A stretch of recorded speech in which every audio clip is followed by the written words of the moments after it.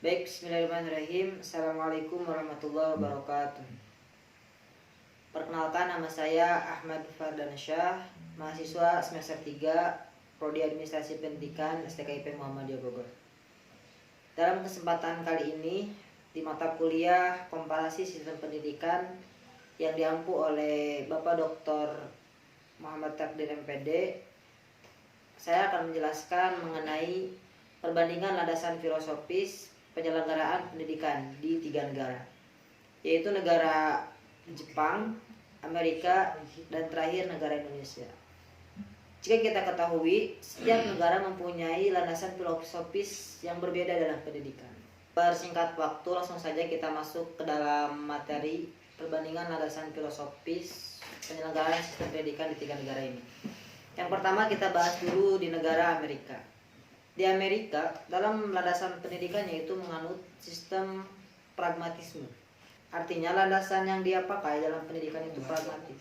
Maksud dari pragmatisme itu secara bahasa, pragma artinya tindakan dan isme itu sebuah paham ataupun ajaran. Pragmatisme ini menekankan bahwa pemikiran itu menuruti tindakan. Kriteria kebenarannya adalah faedah atau manfaat. Artinya, yang dianggap benar adalah yang memberi manfaat. Nah, tujuan Amerika menanamkan landasan ini dalam pendidikannya adalah mencetak individu yang dapat memberi kemanfaatan dalam kehidupan dan lingkungannya. Kurikulum yang disusun berorientasi pada kebermanfaatan ilmu yang dipelajari terhadap kebutuhan dunia. Itu mengenai landasan di negara Amerika. Lalu yang kedua kita bahas mengenai landasan penyelenggaraan atau landasan filosofis penyelenggaraan pendidikan di Jepang. Di Jepang, penyelenggaraan pendidikan sangat erat hubungannya dengan budaya, yaitu budaya samurai atau Bushido. Nah, Bushido ini semangat pejuang yang tangguh, Ganbate Kudasai, adalah ungkapan yang tertransformasi dalam praktik pendidikan yang bermakna semangat berjuang pantang menyerah. Prinsip samurai itu yang pertama ada terbagi menjadi 4. Yang pertama ada Jitokanyo atau kemurahan hati. Yang kedua ada Shinjitsu Togeishi, kebenaran dan keadilan.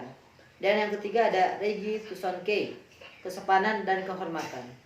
Dan yang terakhir itu ada Sugiyu, kesetiaan dan loyalitas. Jadi terpaku ke dalam 4 ini pendidikan di Jepang. Landasannya itu mengenai Jepang. Yang ketiga kita bahas mengenai negara kita sendiri, yaitu Indonesia. Perlu kita ketahui bahwa landasan pendidikan filosofis penyelenggaraan di Indonesia itu berdasarkan atau berpatok pada yang pertama pandangan hidup bangsa melalui apa? Melalui rumusan Pancasila di butir kelima itu, di butir 1 sampai 5. Selain berdasarkan pada Pancasila juga di Indonesia praktik pendidikan itu didasarkan pada nilai kearifan lokal yang berkembang di tengah kemajemukan bangsa Indonesia. Nah, mungkin sekian mengenai perbandingan landasan filosofis penyelenggaraan pendidikan di 3 negara tadi.